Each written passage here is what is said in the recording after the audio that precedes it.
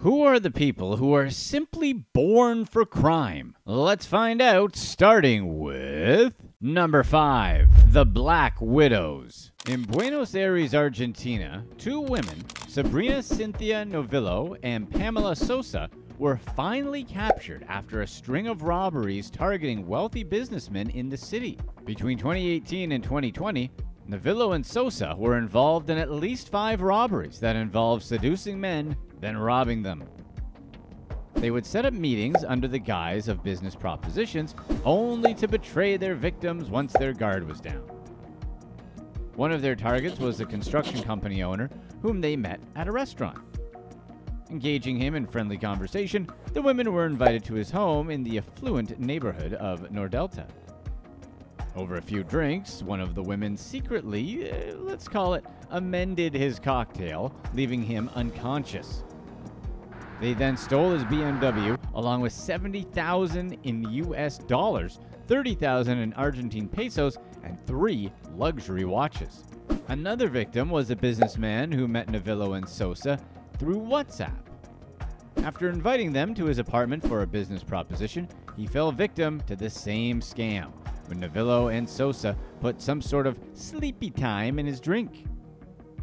The man woke up the next morning and discovered that $70,000, a Rolex, a Hublot watch, his iPhone, and his Toyota Corolla had all been stolen. The most famous of their victims was Argentine soccer player Walter Bus. Busi took Novillo and another woman to his home, only to wake up the following afternoon to find out that they stole his laptop, iPad, 2 phones, a camera, his television, and his Mini Cooper, and his dog, which is super weird. They were like, let's rip this guy off and take on some new responsibilities. Authorities finally caught up with Novillo and Sosa, and they were arrested at a party in Buenos Aires. The charges filed against them ranged from multiple counts of robbery to contraband-related offenses. Novillo was handed a 3-year suspended sentence following an 8-month detention in federal prison as authorities probed her involvement in the robberies. Sosa was probably just put in timeout and told to think about what she did. Number 4, a long vacation. Cinzio Paolina De Lio is a former teacher in Venice, Italy, who managed to evade going to work for a whopping 20 years, thanks to her clever manipulation of sick leave, holiday time, and conference permits. De Lio worked at a secondary school teaching literature and philosophy, but out of the 24 years that she was supposed to be at work teaching, De Lio only showed up for 4 of them. She didn't really even do anything. During exams, her students caught her playing on her phone, and she randomly assigned grades without even looking at what was turned in. She didn't even have a copy of the required textbook for her lessons. It's like the worst kid in your high school class suddenly became a teacher and behaved exactly as you'd expect them to. Despite her prolonged absence and lackluster performance, De Lio claimed to possess 3 degrees, attempting to justify her position as an educator. We bet she just bought one on Amazon. When approached by journalists for a statement, De Lio declined to provide any comment because she said she was at the beach. Eventually, her long-standing misconduct caught the attention of school inspectors, who gently described her teaching as confused and fired her. De Lio, not one to just give up a good thing, appealed the decision and somehow got the court to reinstate her, leaving everyone to describe them as confused. However, the true extent of De Lio's negligence came to light, revealing that she had barely worked during her entire employment. The court, realizing how ridiculous they looked, reversed its decision and terminated her for good. As news of her unprecedented absenteeism spread, Cinzio Paolina De Lio earned the dubious title of Italy's worst employee. Obviously, everyone is right to be outraged, but once you look past that, she pulled this scam off for 24 years? Then she got caught and fired, and instead of being like, well, it was a good run, she appeals it and wins? We're starting to think Miss De Lio has a lot more to teach than it seems. Number 3, check the vendors. Carlita Kilpatrick is a former Amazon operations manager who orchestrated a massive fraud scheme against Amazon. She managed to steal nearly $10 million using fake invoices. Wortham also known by getting co-workers to enter the fake data into Amazon's vendor payment system. This allowed Wortham to submit over $10 million in invoices, and Amazon unsuspectingly transferred roughly $9.4 million to pay these fake vendor bills. Wortham spent lavishly on extravagant extravagant items, such as buying a 2019 Lamborghini Urus, a 2022 Tesla Model X, and a 2018 Porsche Panamera. Additionally, she bought a home in Smyrna, Georgia, which she shared with co-conspirator Brittany Hudson. Hudson, who was romantically involved with Wertham, owned a business known as Legend Express, which had an agreement with Amazon to deliver packages. Additionally, Wertham enlisted Demetrius Hines, an employee in Amazon's loss prevention department, and LaQuisha Blanchard, a senior human resources assistant, to help with the scam. Hines and Blanchard provided Wertham with names and social security numbers that were used to create fake vendor accounts in Amazon's system. These co-conspirators helped Wertham maintain the facade of legitimacy for her fake vendors. The fraud was so good that it continued even after Wertham left her position at Amazon. Alongside her partner and other co-conspirators, Wertham maintained her criminal activities for a little over 2 years. Wertham was arrested and jailed not long after leaving, and a judge set the terms and conditions for her bail order. She was let go on a $5,000 bond, assuming she doesn't break any other laws. So, Wertham forged court documents and misrepresented her criminal charges to a franchising company, Crew Lounge.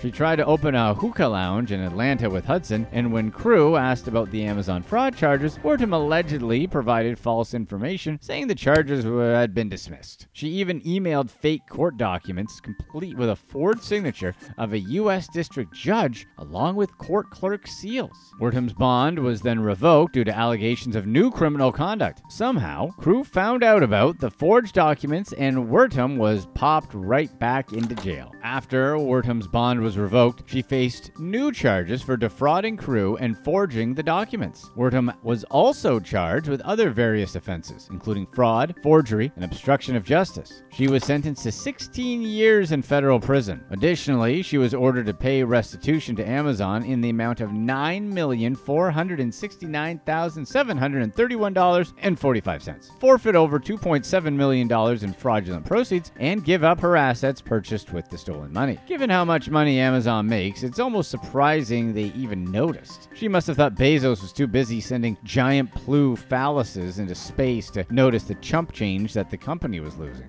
Number 2. The Oldest Invention. Ray Brewer from Porterville, California, was sentenced to almost 7 years in prison for orchestrating a multi-million-dollar Ponzi scheme centered around cow manure and green energy. For nearly 5 years, Brewer tricked investors into believing that his company, CH4 Power, had built anaerobic digesters on dairies in California and Idaho. The anaerobic digesters supposedly produce methane, which can be sold as green energy. To convince investors, Brewer took them on tours of the dairies, showed them forged lease agreements, and altered bank statements and contracts to make it seem like he had secured revenue streams from multinational companies. He also sent pictures of the digesters under construction and made up construction schedules, invoices, and power generation reports to alleviate shareholder concerns. In an interview with the Los Angeles Times, Brewer talked about his business model, claiming to have faced skepticism from dairy farming clients. Nonetheless, investors still handed over $8.7 million,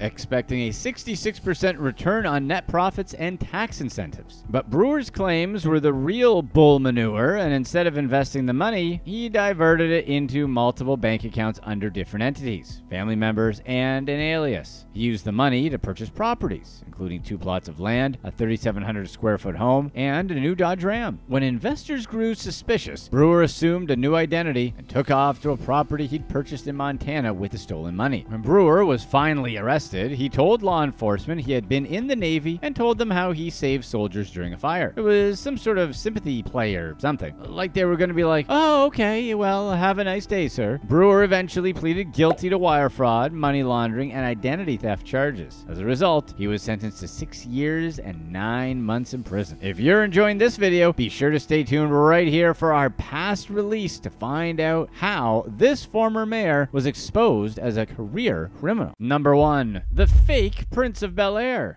Feridoun, Prince Fred Kalilian, was accused of putting out a hit on a documentary filmmaker $20,000. Kalilian was a prominent figure in Florida's nightlife circles. In 2005, he partnered with Paris Hilton to open Club Paris, an Orlando nightclub that quickly became a celebrity hotspot. As the owner of Club Paris, Kalilian was close to many celebrities, like the Backstreet Boys, NSYNC, and even professional golfer/philanderer Tiger Woods. Kalilian had the modest dream of becoming an international nightclub franchise franchise owner, reality TV star, billionaire, and future governor of Florida. He might as well have added Spider-Man to that list. The club brought him quite a bit of media attention, but despite initial success, the relationship between Kilpatrick and Hilton fell apart when Hilton failed to show up for her required appearances. Despite his apparent success in the nightlife scene, Kilpatrick's life was marred by a series of previous crimes. Kilpatrick's partnership with Hilton came to an end when he fired her from Club Paris. The club shut down the following year, and the controversy surrounding Kilpatrick began to overshadow his ambitions. Then, Kilpatrick decided to go after a filmmaker referred to only as Victim 1 in the court filings. Kilpatrick's association with Victim 1 began when they met at a computer repair store. Kilpatrick offered Victim 1 a job at his company, My Car Solutions, and was a robocall service offering extended warranties for vehicles. Maybe you've had them call you. Surprise! It was a scam. Those calls were so annoying, and this was the guy behind them. Talk about somebody needing a punch in the mouth. A few months later, the FTC shut down the company and fined Kilpatrick $4 million. Kilpatrick was banned from telemarketing and was referred to as the king of robocallers. Oddly, this wasn't his first encounter with the FTC. A decade earlier, Kilpatrick was banned from all travel-related telemarketing and paid $185,000 in fines. Despite his various legal problems, Kilpatrick maintained his lifestyle, which included luxury vehicles, expensive jewelry, and a team of bodyguards. Kilpatrick allegedly dropped 50 grand in a single night at a nightclub and said he was a royal prince from the Middle East. Around that same time, an indigenous Iowa tribe entered into an agreement with Kilpatrick to launch a gambling website and paid him around $9 million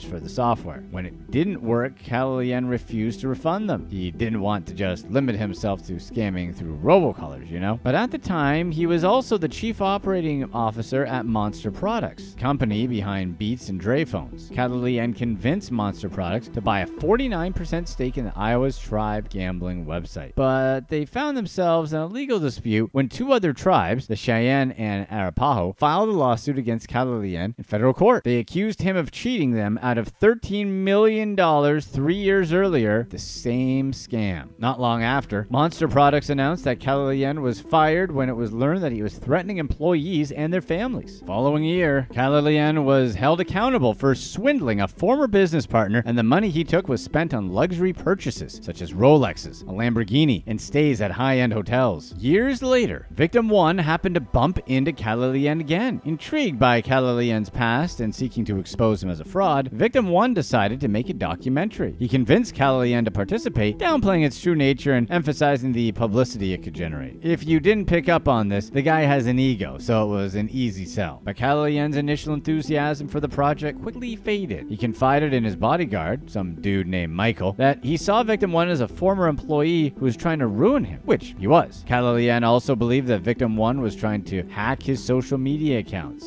which he also was. Unable to deal with working for a guy like Kilpatrick, Michael eventually quit his position as bodyguard. But the station took a dark turn months later, after Victim 1 made 20 calls to Kilpatrick's phone using spoofed numbers, aiming to record an incriminating statement. Enraged by the calls, Kilpatrick threatened Victim 1. Seriously, listening to this guy totally lose it must have been hilarious. Kilpatrick was also so flipped out by the whole thing that he called up Michael to arrange a hit on Victim 1, which makes sense to ask a guy to commit a serious crime after he quit working for you because you were too much. However, Michael agreed and said he knew 3 guys that would do it, but Michael, not being a dummy, instead called Victim 1 and told him what was going on. The 2 men hatched a plan to fake Victim 1's demise with staged photos as proof, convinced Kilpatrick that the hit on Victim 1 was complete. Kilpatrick got the pictures and paid Michael $6,500 through Cash App. Victim 1 had also reported the hit to the FBI, leading to Michael making recorded calls with Kilpatrick to gather evidence. During the calls, Kilpatrick confirmed his involvement and asked if the victim's body would be hidden. The FBI arrested Kilpatrick in Las Vegas and was charged. It seems weird, but if no harm results from the hit, the charge carries through a sentence ranging from 0 to 10 years, along with the possibility of a fine. This guy deserves 10 times the sentence just for the robocalls alone. It's not often that we do stories where we were directly affected by a suspect. Shout out in the comments if you got them too. Carlita Kilpatrick was Detroit's first lady, as wife of then Detroit Mayor Kwame Kilpatrick. One late night, she came back to one of the infamous after-parties at her home, which was the famous Novillo Mansion, the mayor of Detroit's official residence. She came home early to find Kilpatrick, let's just call it, appreciating the art of dancing by a woman that wasn't Mrs. Kilpatrick. Carlita was definitely less appreciative of the skill involved, reacted like you would any reasonable wife would react, by grabbing a blunt object rumored to have been a chair leg and then going after Kwame and the dancer. Kwame Kilpatrick wasn't a politician strictly because it was his idea. That's because politics is the family business. His mom is Michigan politician Carolyn Kilpatrick. She spent most of her career as a favorite among voters. In 1979, she became a member of the Michigan House of Representatives. Her popularity spanned 6 re-elections, and during election time, she never dropped below 80% of the vote. In 2004, she had no major party opposition, and in 2006, she was completely unopposed. By the time 2010 arrived, she was re-challenged in the Democratic primary. However, her 2010 campaign was different. She was asked fewer questions about her policies and more about the countless scandals surrounding her son, Kwame, such as the story we just told you getting out in the paper. Because outraged voters could no longer separate her actions from the scandalous ones of her son, Kwame, she was now out of a job.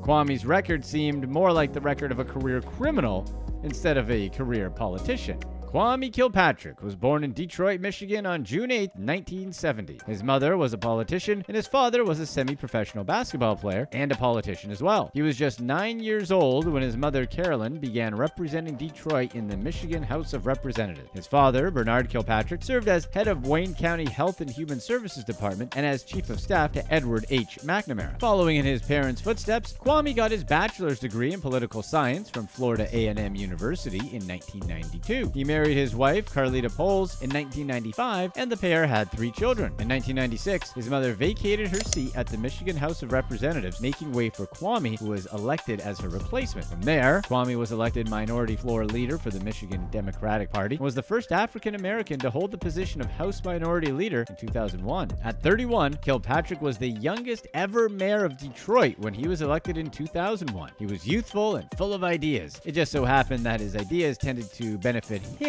more than the city. From the very start of Kwame's term, Detroit was plagued with a growing deficit. So, Kwame's quick solution was to simply close the beloved Belle Isle Aquarium and the Belle Isle Zoo. The city's deficit meant he had to make cuts from somewhere if he was going to free up any money. But the decision was so unpopular that the city council overruled him and actually increased funding. However, that growing deficit may have been contributed to by Kilpatrick himself when he leased a Lincoln Navigator for his family using city funds, and when he charged thousands of dollars for spa massages, and when he ate extravagant meals at high-end restaurants, and when he bought pricey bottles of wine, and when he charged all of that to his city credit card. Unlike his mother, Kwame was so unpopular that Time magazine actually named him one of the worst mayors in America. Diamond Joe Quimby never even got that title. The lore surrounding the Novillo Mansion party would later be a defining part of Kwame's career. The urban legend is that a huge, raucous party broke out inside the Novillo Mansion, as we had mentioned at the beginning of the video. To quickly recap, then Detroit First Lady Carlita came home early to find Kwame appreciating the art of the dance in a very up-close and personal way.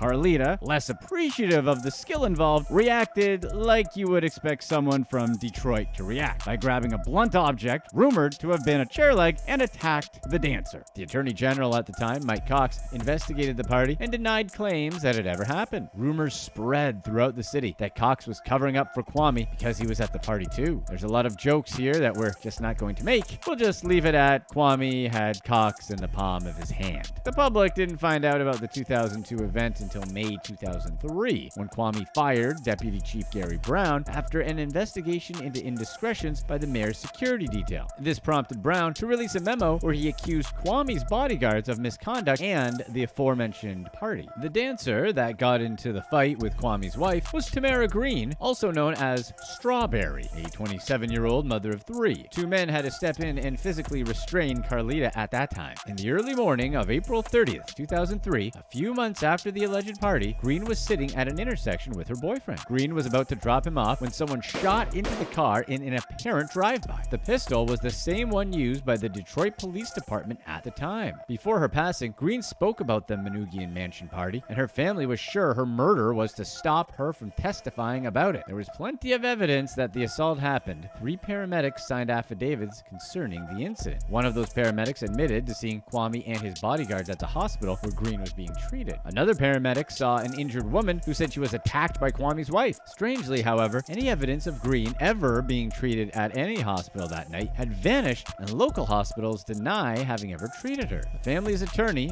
Norman Yatuma, struggled to access information from authorities regarding the murder. Evidence pointed towards it being a member of the police department, but his investigation was sabotaged by authorities. Dirty cops gonna dirty cop. No tipster or witness wanted to come forward as they were too frightened of retribution. The judge ultimately dismissed the suit over lack of evidence. Yatuma offered $100,000 for any information about the case, but it remains unsolved. Despite his best efforts, Kwame just couldn't keep himself out of trouble. Allegations of abuse of power started when an influential Baptist minister was arrested after soliciting a prostitute, and Kwame used his power to get him out of trouble. Antoinette Bostic was the arresting officer and received multiple phone calls from the mayor and police chief persuading her not to show up at court so the case would be dismissed. Kwame funneled money from Michigan legislature state grants to 2 companies with barely any information in their project descriptions. One was called Unite, owned by his wife Carlita, who was the organization's sole employee that received $175,000. The other was Detroit 3D, a company that wouldn't give details on how it was spending its funds, so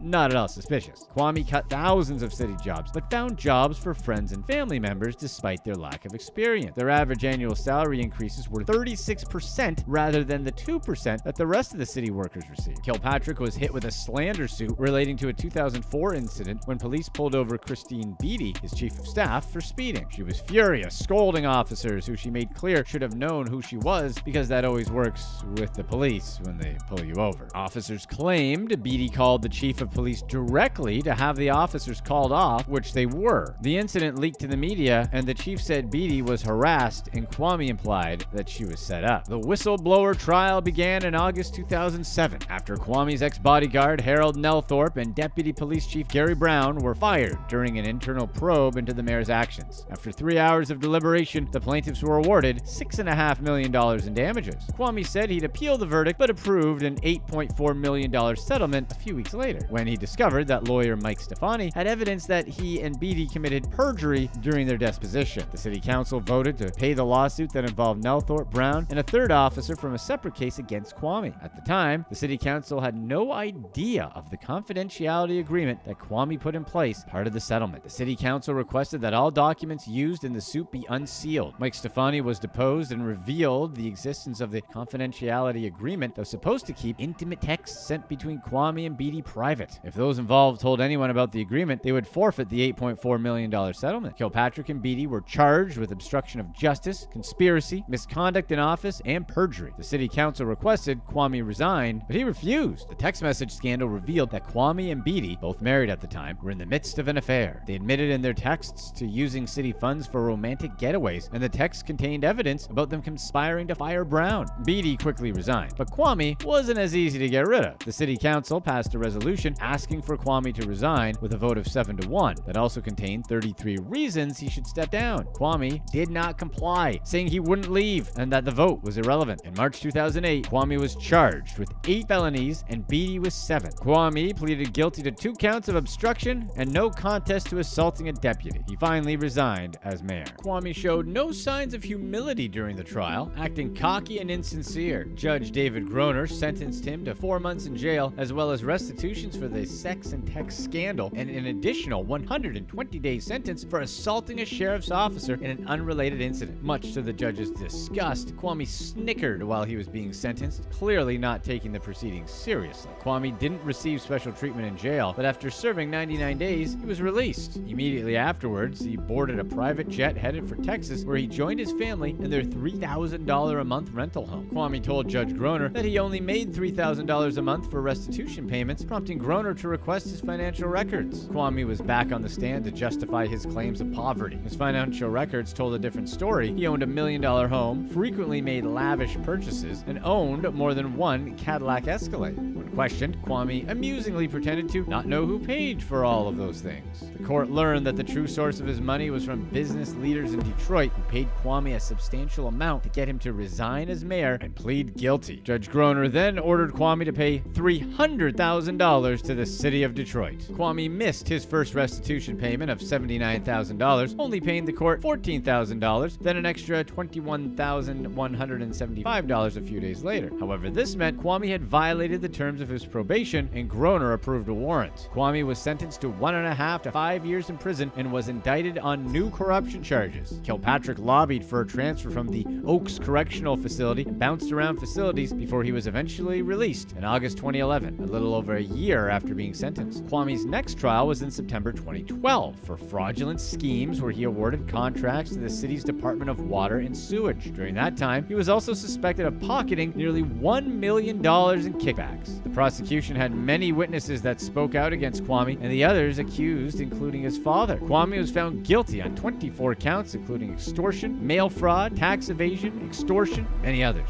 The judge sentenced him to 28 years in prison. He didn't have the option for parole as he was arrested in the federal prison system, serving his sentence in a federal correctional institution. Kilpatrick appealed the decision, but the United States Court of Appeals for the Sixth Circuit upheld his convictions, and the Supreme Court denied his appeal, but he'd been mentioned in an Eminem song that year, so, you know, silver lining and all that. Desperate, Kwame turned to none other than President Donald Trump for help. With 12 hours left in office, President Trump commuted Kwame's sentence. The White House statement about the commutation mentioned that he'd used his prison time to teach public speaking and led Bible study groups. Obviously, the only needed criteria for any sort of commutation. However, the commutation of his sentence didn't erase his conviction, and Kwame can't run for office until 2033, 20 years after his conviction. Detroit, sadly, is going to have to find someone else to run things. As of June 2022, Kwame and his current wife asked the public to help them in a crowdfunding campaign for what was titled Baby Fund, as the happy couple has just welcomed a new child. It had a reasonable goal of $800,000 and included less stuff about babies and more stuff about a luxury home and a gated community. You know, the kind of thing most people use crowdfunding for. But their humble dreams of a new luxury house paid for by people who thought they were helping a baby were short-lived. Kwame still owed a large amount of money to the city of Detroit. When authorities discovered the campaign, the crowdfunding account was tragically seized. It's unclear if he will run for office in 2033 when he's legally able. Click to watch one of these next videos. Let us know in the comments section what you would rather never have to deal with again: spam calls or spam email.